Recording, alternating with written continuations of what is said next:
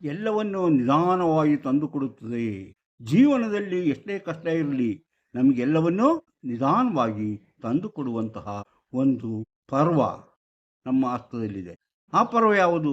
ನಾವು ಕಷ್ಟಪಟ್ಟರೆ ಸರಿಯಾದ ರೀತಿಯಲ್ಲಿ ನಮಗೆ ಅದರ ಫಲವು ಸಿಗುತ್ತದೆ. ಅಂತಹ ಫಲವನ್ನು ತಂದುಕೊಡುವಂತಹ ಆ ಒಂದು ಪರ್ವ ಯಾವುದು? ಆ ಪರ್ವದಲ್ಲಿ ಯಾವ ಯಾವ ಚಿಹ್ನೆಗಳಿದ್ದಾಗ ಏನು ನಡೆಯುತ್ತದೆ? ನಿಜವಾಗಲೂ ನಾವು ಕೆಲಸ ಮಾಡಿದ್ರೆ ನಮಗೆ ಫಲ ಸಿಗುತ್ತದೆಯೇ? ನಾವು ಆ ಕೆಲಸ ಮಾಡಬಹುದೇ? ಆ ಕೆಲಸ ಮಾಡಿದಾಗ ನಮಗೆ ಯಾವ ರೀತಿ ಪ್ರತಿಫಲ ಬರುತ್ತದೆ? ಅದನ್ನು ನಾವು ಯಾವ ರೀತಿ ಪಡೆಯುತ್ತೇವೆ? ಈ ಪರ್ವದ ಮುಖ್ಯ ಗುರಿ ಏನು? ಆ ಗುರಿಯಿಂದ ನಾವು ಯಾವ ರೀತಿ ಹಣವನ್ನು ಸಂಪಾದನೆ ಮಾಡಬಹುದು, ಕೀರ್ತಿಯನ್ನು ಪಡೆಯಬಹುದು, ಆ ಪರ್ವದಲ್ಲಿ ಏನೆಲ್ಲ ಇರಬೇಕು ಮುಂತಾದ ವಿಚಾರಗಳನ್ನು ತಿಳಿದುಕೊಳ್ಳೋಣ. ಅಂತಹ ವಿಚಾರಗಳನ್ನು ತಿಳಿದುಕೊಂಡ್ರೆ ನಿಮ್ಮ ಮುಂದಿನ ಭವಿಷ್ಯ ಏನೆಂಬುದನ್ನು ತಿಳಿಯಲು ಸಾಧ್ಯ. ಅದಕ್ಕಿಂತ ಮೊದಲು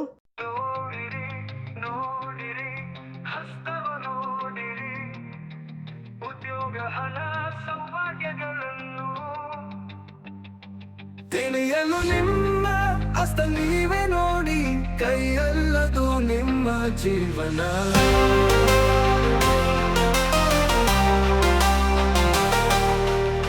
ಎಲ್ಲರಿಗೂ ನಮಸ್ಕಾರ. ಮಾಣಿಯ ಟೈಮ್ಸ್ ಯೂಟ್ಯೂಬ್ ಚಾನಲ್ಗೆ ನಿಮಗೆಲ್ಲರಿಗೂ ಸ್ವಾಗತ.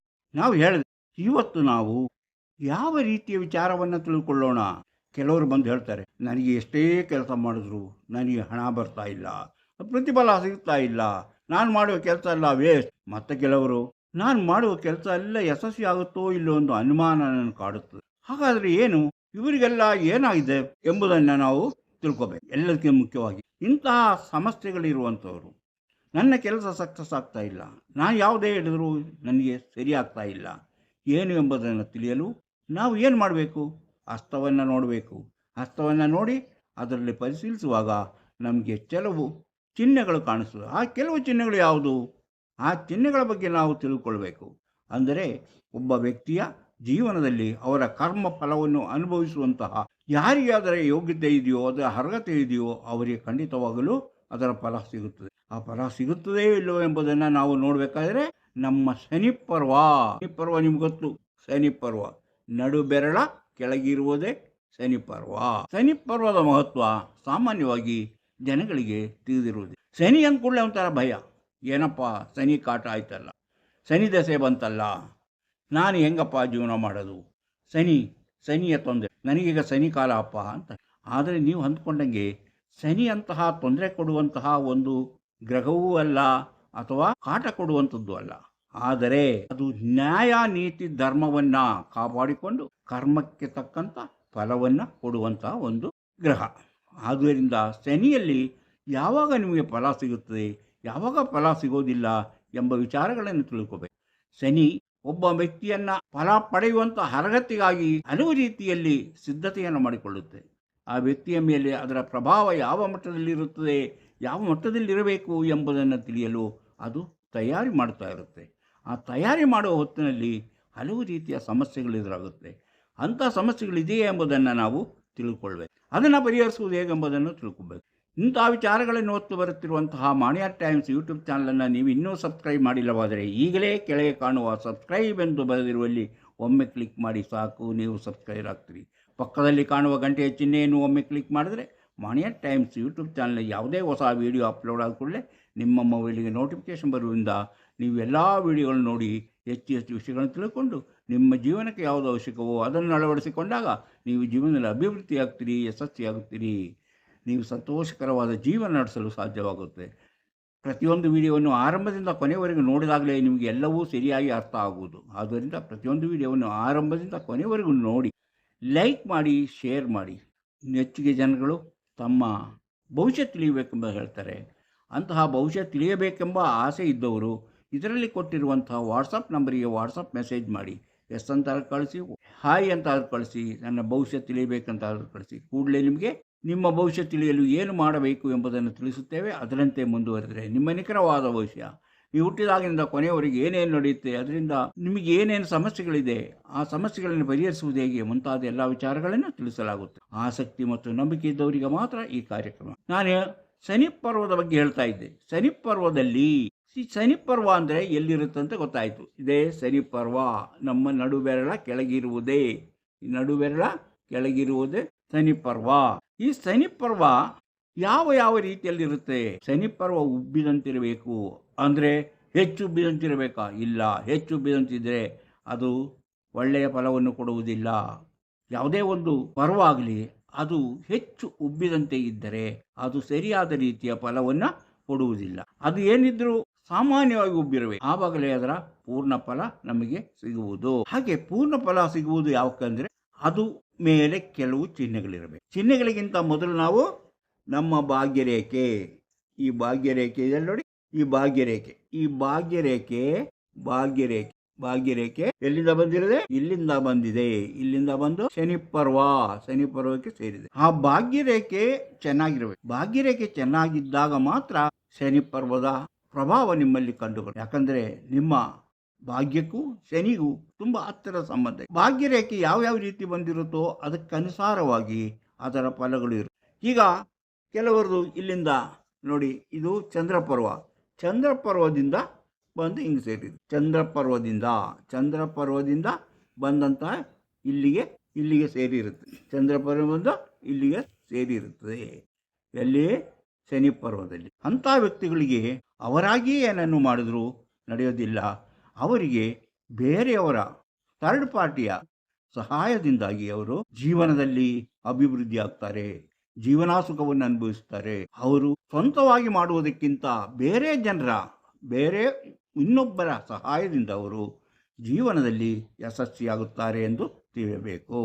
ಹಾಗಾದರೆ ಈಗ ಇಲ್ಲಿಂದ ಬಂತು, ಕೆಳಗಡೆಯಿಂದ ನಮ್ಮ ಕಂಕಣ ಅಥವಾ ಮಣಿಕಟ್ಟಿನಿಂದ ಬಂದಂತಹ ಆದರೆ ಅವರು ಶ್ರಮಪಟ್ಟು ಕೆಲಸ ಮಾಡಲೇಬೇಕು. ಶ್ರಮಪಟ್ಟರೆ ಅವರಿಗೆ ಪ್ರಾರಂಭದಲ್ಲಿ ಅವರಿಗೆ ಯಾವುದೇ ಅಭಿವೃದ್ಧಿ ಕಾಣುವುದಿಲ್ಲ. ಅಯ್ಯೋ ನನಗೆ ಸಾಕಾಯ್ತು ಅಂತ ಅನಿಸುತ್ತೆ. ಎಷ್ಟೇ ದುಡಿದರೂ ಹಣ ಕಾಣಲ್ಲ, ಎಷ್ಟೇ ದುಡಿದರೂ ಕೈಯಲ್ಲಿ ಹಣ ನಿಲ್ಲುವುದಿಲ್ಲ. ಅವರಿಗೆ ಕ್ರಮೇಣ ಅವರ ಜೀವನದಲ್ಲಿ ಅಭಿವೃದ್ಧಿಯನ್ನು ಕಾಣ್ತಾರೆ, ಅಂದರೆ ದೀರ್ಘವಾಗಿ. ಸಾಮಾನ್ಯವಾಗಿ ಈ ಶನಿಯ ಒಂದು ಯಾವುದನ್ನೇ ಆದರೂ ಕೊಡುವುದು ನಿಧಾನ. ಅದೇ ನಾನು ಮೊದಲು ಹೇಳಿದ್ದು, ನಿಧಾನ ಕೊಡೋಕೆ ಏನು ಕಾರಣ? ಅದರಲ್ಲಿ ಶನಿ ನಮ್ಮ ಕರ್ಮವನ್ನು ನಿರೀಕ್ಷೆ ಮಾಡ್ತಾ ಇರುತ್ತೆ, ನಾವು ಮಾಡೋ ಕೆಲಸವನ್ನು ನಿರೀಕ್ಷೆ ಮಾಡ್ತಾ ಇರುತ್ತೆ. ನಾವು ಯಾವ ರೀತಿ ಕೆಲಸ ಮಾಡ್ತೀವೋ, ನಾವು ನ್ಯಾಯ ನೀತಿ ಧರ್ಮ ಬಿಟ್ಟು ಕೆಲಸ ಮಾಡ್ತೀವೋ ಅಥವಾ ನಾವು ಸರಿಯಾಗಿ ಕೆಲಸ ಮಾಡ್ತೀವೋ ಎಂಬುದನ್ನು ಅದು ನೋಡ್ತಾನೇ ಇರುತ್ತೆ. ಆದ್ದರಿಂದ ನಮ್ಮ ಕರ್ಮಕ್ಕೆ ತಕ್ಕಂತೆ ನಮ್ಮನ್ನು ಹಲವು ರೀತಿಯಲ್ಲಿ ಪರೀಕ್ಷೆ ಮಾಡಿ ಕರ್ಮ ಯಾವ ರೀತಿ ಇದೆ, ಏನಿದೆ ಎಂಬುದನ್ನೆಲ್ಲ ತಿಳಿದುಕೊಂಡು ಮಾತ್ರ ಈ ಶನಿ ಪರ್ವ ನಮಗೆ ಫಲವನ್ನು ಸೂಚಿಸುತ್ತದೆ, ಫಲವನ್ನು ಕೊಡುತ್ತದೆ. ಬೇರೆಯವರಿಂದಾಗಿ ಅವನ ಉದ್ಧಾರ ಆಗ್ತಾನೆ. ಇನ್ನು ತಾವು ಶ್ರಮಪಟ್ಟು ಕೆಲಸ ಮಾಡುವವರಿಗಾಗಿ ಮಾತ್ರ ಶನಿ ಪರ್ವ ಯಾವತ್ತೂ ಅವನ ಕೈ ಬಿಡುವುದಿಲ್ಲ. ಉತ್ತಮವಾದ ರೀತಿಯಲ್ಲಿ ಜೀವನದಲ್ಲಿ ಅಭಿವೃದ್ಧಿ ಆಗೋಕ್ಕೆ ಬರ್ತಾನೆ. ಒಂದು ಲೆಕ್ಕದಲ್ಲಿ ಹೇಳೋದಾದರೆ, ನಮ್ಮ ಹಸ್ತದಲ್ಲಿ ಬರೆದಿರುವಂತಹ ಪ್ರತಿಯೊಂದು ವಿಚಾರವು ಅದು ಸ್ಥಿರವಾದ ಕಲ್ಲು ಬಂಡೆಯ ಮೇಲೆ ಕೆತ್ತಿದ ಶಾಸನದಂತಿಲ್ಲ. ಕಲ್ಲು ಬಂಡೆಯ ಮೇಲೆ ಬರೆದಿದ್ದಲ್ಲ, ಅದು ಮರಳಿನಲ್ಲಿ ಬರೆದ ಹಾಗೆ ಇರುತ್ತದೆ. ಮರಳಿನಲ್ಲಿ ಬರೆದರೆ ಯಾವ ಬೇಕಾದ್ರೂ ಅಳಿಸೋಗುತ್ತೆ, ಬದಲಾಗುತ್ತೆ. ನಮ್ಮ ಕರ್ಮಗಳು, ನಾವು ಮಾಡೋ ಕೆಲಸಗಳು ಸರಿಯಾಗಿದ್ದಾಗ, ನಾವು ಮಾಡೋ ಒಳ್ಳೆಯ ನ್ಯಾಯ ನೀತಿಯಲ್ಲಿದ್ದಾಗ ಇಂತಹ ನಮಗೆ ತೊಂದರೆ ಕೊಡುವಂತಹ, ಸಮಸ್ಯೆ ಆಗುವಂತಹ ಬರೆದಿರುವಂತಹ ಆ ರೇಖೆಗಳು ತಾನಾಗೆ ಅಳಿಸೋಗುತ್ತದೆ. ನಾವು ಮಾಡೋ ಕೆಲಸದಿಂದ ಅದನ್ನು ಅಳಿಸಬಹುದು. ಅದರಿಂದ ಶನಿ ಪರ್ವದಲ್ಲಿರುವಂತಹ ದೋಷಕಾರಕವಾದಂತಹ ಚಿಹ್ನೆಗಳು ಯಾವುದೇ ಬಂದರೂ ಅದು ಅಳಿಸಿ ಹೋಗುತ್ತದೆ. ಅದು ಮರಳಿನ ಮೇಲೆ ಬರೆದ ಹಾಗಿರುತ್ತೆ. ಅದಕ್ಕೆ ನಾವೇನು ಮಾಡಬೇಕು? ನಾವು ನಮ್ಮ ನಡೆ, ನುಡಿ, ವ್ಯವಹಾರಗಳನ್ನು ಧರ್ಮ, ನೀತಿ, ನ್ಯಾಯದಲ್ಲಿರುವಂತೆ ಮಾಡಬೇಕು.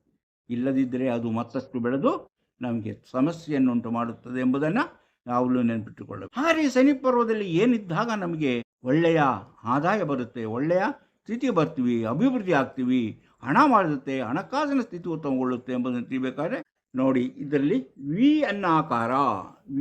ವಿ ಆಕಾರ ಇರಬೇಕು. ವಿ ಆಕಾರ ಇದ್ದಾಗ ಅದು ನಮ್ಮ ಎಲ್ಲದಕ್ಕೂ ನಮಗೆ ಸಕ್ಸಸ್ ಆಗುತ್ತೆ, ವಿಕ್ಟರಿ ಆಗಿರುತ್ತೆ. ಅದರಿಂದ ಅದು ಕ್ರಮೇಣ ಹಣ ಬಂದು ನಮ್ಮಲ್ಲಿ ಸೇರುತ್ತೆ. ಕ್ರಮೇಣ ನಾವು ಶ್ರೀಮಂತಿಕೆ ಅನ್ಬೋದು, ಕ್ರಮೇಣ ನಾವು ಒಳ್ಳೆಯದಾಗ್ತದೆ ನಮಗೆ. ಅಂದರೆ ವಿ ಅನ್ನೋ ಅಕ್ಷರ ಇದ್ದರೆ ಅವರಿಗೆ ಬಡತನ ಎಂಬುದು ಇರೋದಿಲ್ಲ. ಬಡತನ ಅಂದರೆ ಏನು? ಊಟಕ್ಕಿಲ್ಲದೆ ಇರೋದು. ಆದರೆ ಈ ವಿ ಆಕಾರ ಇದ್ದವರು, ವಿ ಚಿಹ್ನೆ ಇದ್ದವರು ಯಾವತ್ತೂ ಅವರು ಉಪವಾಸ ಬೀಳುವಂಥ ಸ್ಥಿತಿ ಬರೋದಿಲ್ಲ. ಉಪವಾಸ ಬೀಳೋದು ಅಂದ್ರೆ ಏನು? ಉಪವಾಸ ಇದ್ದವರಿಗೆ ಗೊತ್ತು ಅದರ ತೊಂದರೆ. ವ್ಯವಹಾರ ನಡೆಸುತ್ತಾರಲ್ಲ, ವ್ಯಾಪಾರ ವ್ಯವಹಾರ, ಅವರು ಸಾಲ ತಗೊಂಡು ಮಾಡಿ ಸೋತು ಬಿಡ್ತಾರೆ, ನಷ್ಟದಲ್ಲಿ ಹೋಗ್ತಾರೆ.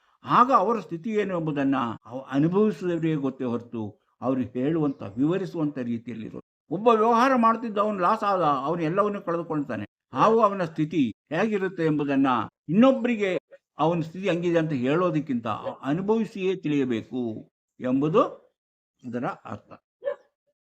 ಅಂದರೆ ಯಾವುದೇ ಒಂದು ಕಷ್ಟ ಬಂದಾಗ ಅದನ್ನು ಅನುಭವಿಸಿ ತಿಳಿದವರಿಗೆ ಮಾತ್ರ ಗೊತ್ತು ಅದರ ಪರಿಣಾಮ ಏನು ಎಂಬುದು. ಆ ಪರಿಣಾಮವನ್ನು ಅನುಭವಿಸಿ. ನಾನು ಹೇಳಿದ ವಿಚಾರ ವಿ ರೇಖೆ, ವಿ ಅನ್ನೋ ಒಂದು ಅಕ್ಷರ ಚಿಹ್ನೆ ಹಸ್ತದಲ್ಲಿದ್ದಾಗ ಅವನು ಕ್ರಮೇಣ ಹಣವನ್ನು ಸಂಪಾದನೆ ಮಾಡಿ ಅವನು ಶ್ರೀಮಂತಿಕೆಯನ್ನು ಅನುಭವಿಸುತ್ತಾರೆ. ಇನ್ನು ಅದೇ ಚಿಹ್ನೆ ನೋಡಿ, ಇಲ್ಲಿ ಚದುರ ರೀತಿಯ ಒಂದು ಚಿಹ್ನೆ, ಚೌಕಾಕಾರದ ಒಂದು ಚಿಹ್ನೆ ಇಲ್ಲಿದ್ದರೆ ಆವಾಗ ಅವನು ಬಂದಂತಹ ಎಲ್ಲ ಕಷ್ಟದಿಂದನೂ ರಕ್ಷಣೆ ಪಡೆದು ಮುಂದೆ ಅಭಿವೃದ್ಧಿ ಆಗುತ್ತದೆ, ಮುಂದೆ ಎಲ್ಲವೂ ಸರಿಯಾಗುತ್ತದೆ ಎಂಬ. ಹಾಗಾದರೆ ಇನ್ನು ಇಲ್ಲೇ ಒಂದು ತ್ರಿಶೂಲ ಚಿಹ್ನೆ ಇದ್ದರೆ, ಆ ತ್ರಿಶೂಲ ಚಿಹ್ನೆ ಇದ್ದರೆ ಅವನ ಜೀವನದಲ್ಲಿ ಉತ್ತಮವಾಗುತ್ತೆ. ಅವನು ಯಾವ ಕೆಲಸ ಮಾಡಿದರೂ ಸಕ್ಸಸ್ ಆಗುತ್ತೆ. ಅವನು ಮಾಡುವ ಕೆಲಸಕ್ಕೆ ಇಂದಲ್ಲ ನಾಳೆ ಅದರ ಫಲವನ್ನು ಅನುಭವಿಸ್ತಾನೆ. ಅವನು ಅಂದುಕೊಂಡಂತಹ ರೀತಿಯಲ್ಲಿ ಅವನಿಗೆ ಫಲ ದೊರೆಯುತ್ತದೆ. ಅದಕ್ಕಿಂತ ಹೆಚ್ಚಿನ ಫಲವನ್ನು ಅವನು ಪಡೆಯಲು ಸಾಧ್ಯ. ಅವನು ಮಾಡುವ ಕೆಲಸದಲ್ಲಿ ಯಶಸ್ಸು. ಆದರೆ ಇಲ್ಲಿ ನಕ್ಷತ್ರ ಚಿಹ್ನೆ ಇದ್ದರೆ ಅದು ಅವನು ಎಷ್ಟೇ ಕೆಲಸ ಮಾಡಿದ್ರು ಏನೇ ಮಾಡಿದ್ರು ಸಕ್ಸಸ್ ಆಗೋದಿಲ್ಲ ಅನ್ನೋದು. ಹಾಗೆಯೇ ಕಪ್ಪು ಚುಕ್ಕೆ ಇದ್ದರೆ, ದೀಪ ಇದ್ದರೆ ಅವನು ಮಾಡುವ ಕೆಲಸದಲ್ಲಿ ಅವನು ಯಶಸ್ವಿಯಾಗಲ್ಲ ಎಂಬುದನ್ನು ತಿಳಿಯಬೇಕು. ಅವನಿಗೆ ತೊಂದರೆನೇ ಆಗ್ತಾ ಇರುತ್ತೆ. ಅವನಿಗೆ ಅದರಿಂದ ಹೊರಬರೋಕ್ಕೆ ಸಾಧ್ಯ ಆಗೋದೇ ಇಲ್ಲ. ಅವನಿಗೆ ಮಾಡಿದ ಕರ್ಮಫಲ, ಇಂದಿನ ಕರ್ಮಫಲವನ್ನು ಅನುಭವಿಸಬೇಕು. ಯಾಕಂದರೆ ತಪ್ಪು ಮಾಡಿದವರು ಭಯ ಪಡಲೇಬೇಕು ಎಂಬುದನ್ನು ತಿಳ್ಕೊಬೇಕು. ಎರಡೂ ಕೈಗಳ ಹಸ್ತವನ್ನು ನಾವು ನೋಡಬೇಕು ಅಂತೀವಿ. ನಾವು ಈಗ ಎಡಗೈಯಲ್ಲಿ ಏನು ನೋಡ್ತೀವಿ?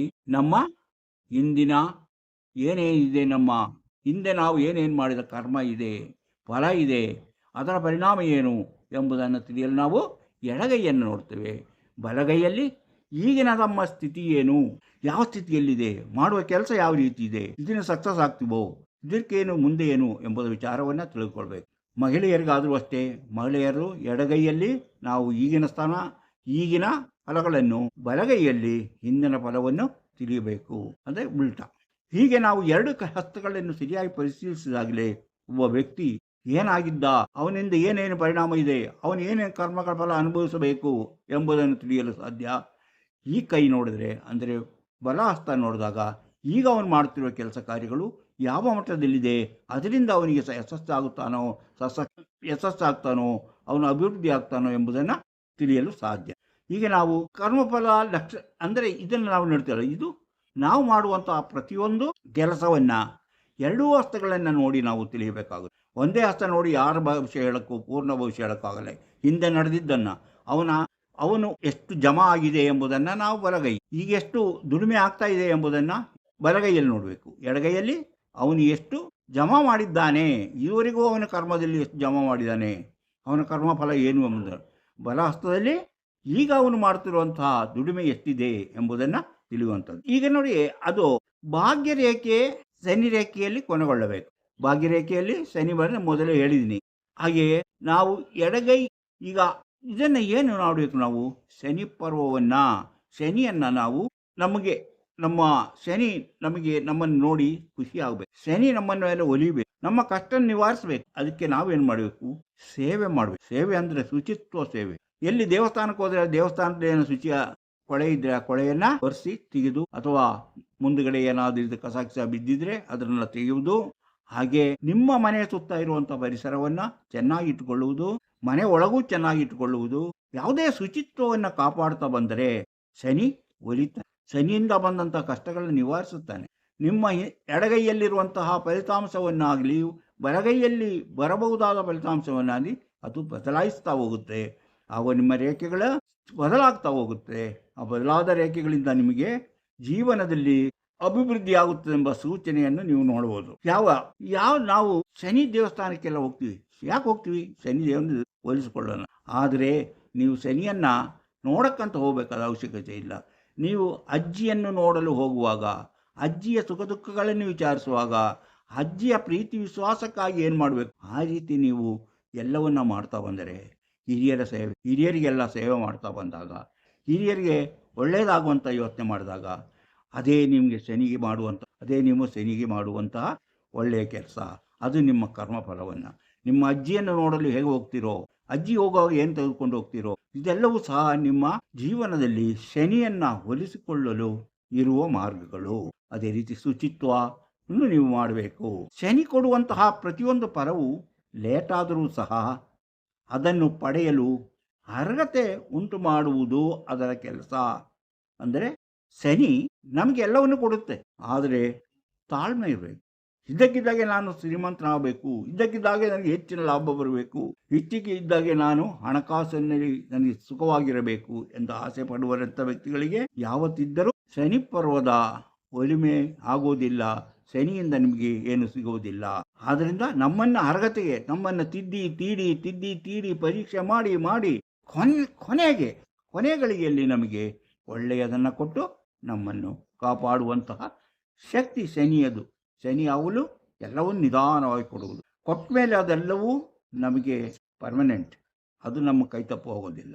ಆದರೆ ಅದನ್ನು ಪಡೆಯುವಂತಹ ಆ ಅರ್ಹತೆ ಇದೆಯಲ್ಲ, ಅದು ಬಹಳ ಮುಖ್ಯವಾದ. ನಮಗೆ ಎಲ್ಲದರ ಮೇಲೂ ಎಂಪತಿ ಇರಬೇಕು, ಉತ್ಸಾಹ ಇರಬೇಕು. ನಾವು ಉತ್ಸಾಹದಿಂದ ಕೆಲಸ ಮಾಡಿದಾಗ, ಯಾವುದೇ ಸೋಮಾರಿತನ ತೋರದ ಕೆಲಸ ಮಾಡಿದಾಗ ಶನಿ ಪರ್ವ ಯಾವ ಸ್ಥಿತಿಯಲ್ಲಿದ್ದರೂ ನಮಗೆ ಒಳ್ಳೆಯದನ್ನು ಮಾಡುತ್ತದೆ. ಹೀಗೆ ಶನಿ ಪರ್ವದಲ್ಲಿರುವಂತಹ ಕೆಲವು ವಿಚಾರಗಳನ್ನು, ಶನಿ ಪರ್ವದ ಬಗ್ಗೆ ಹೇಳಬೇಕಾದ್ರೆ ತುಂಬ ಇದೆ, ಅದರಲ್ಲಿ ಕೆಲವು ವಿಚಾರವನ್ನು ಇವತ್ತು ಹೇಳಿದ್ವಿ, ಇದಕ್ಕಿಂತ ಮೊದಲು ಹೇಳಿದ್ವಿ. ಇನ್ನಷ್ಟು ವಿಚಾರಗಳಿದೆ. ಇಂಥ ವಿಚಾರಗಳು ನಿಮಗೆ ಇಷ್ಟವಾದರೆ, ಇನ್ನಷ್ಟು ವಿಚಾರಗಳನ್ನು ತಿಳಿಯಬೇಕಂತಾದರೆ ಈಗಲೇ ಮಾಣಿಯ ಟೈಮ್ಸ್ ಯೂಟ್ಯೂಬ್ ಚಾನಲನ್ನು ಸಬ್ಸ್ಕ್ರೈಬ್ ಮಾಡಿರಿ. ಹಾಗೆಯೇ ಪ್ರತಿಯೊಂದು ವಿಡಿಯೋವನ್ನು ಆರಂಭದಿಂದ ಕೊನೆಯವರೆಗೂ ನೋಡಿ, ಲೈಕ್ ಮಾಡಿ, ಶೇರ್ ಮಾಡಿ ಪ್ರೋತ್ಸಾಹ. ಭವಿಷ್ಯ ತಿಳಿಯಬೇಕೆನ್ನುವರು ಇದರಲ್ಲಿ ಕೊಟ್ಟಿರುವಂಥ ವಾಟ್ಸಪ್ ನಂಬರಿಗೆ ವಾಟ್ಸಪ್ ಮೆಸೇಜ್ ಮಾಡಿ. ಹಾಯ್ ಅಂತಾದರೂ ಕಳಿಸಿ, ಎಸ್ ಅಂತಾದರೂ ಕಳಿಸಿ, ನನಗೆ ಭವಿಷ್ಯ ತಿಳಿಯಬೇಕಂತಾದ್ರೂ ಕಳಿಸಿ. ಕೂಡಲೇ ನಿಮಗೆ ಏನು ಮಾಡಿದರೆ ನಿಮ್ಮ ನಿಖರವಾದ ಭವಿಷ್ಯ ತಿಳಿಯಲು ಸಾಧ್ಯ ಎಂಬುದನ್ನು ತಿಳಿಸ್ತೇವೆ. ಅದರಂತೆ ಮುಂದುವರಿದರೆ ನಿಮ್ಮ ನಿಖರವಾದ ಭವಿಷ್ಯ ಹುಟ್ಟಿದಾಗಿನಿಂದ ಕೊನೆಯವರೆಗೂ ಏನೇನು ನಡೆಯುತ್ತೆ, ಅದಕ್ಕೇನು ಬರುವಂತಹ ಸಮಸ್ಯೆಗಳಿಗೆ ಏನು ಮಾಡಬೇಕು ಎಂಬುದನ್ನು ನಂಬಿಕೆ ಮತ್ತು ಆಸಕ್ತಿ ಇದ್ದವರಿಗೆ ಮಾತ್ರ. ಇಂತಹ ಮತ್ತೊಂದು ವಿಡಿಯೋದೊಂದಿಗೆ ಮತ್ತೆ ಬರುತ್ತೇನೆ. ಇಷ್ಟು ಹೊತ್ತು ಈ ವಿಡಿಯೋ ನೋಡಿದ ನಿಮಗೆಲ್ಲರಿಗೂ ಧನ್ಯವಾದ.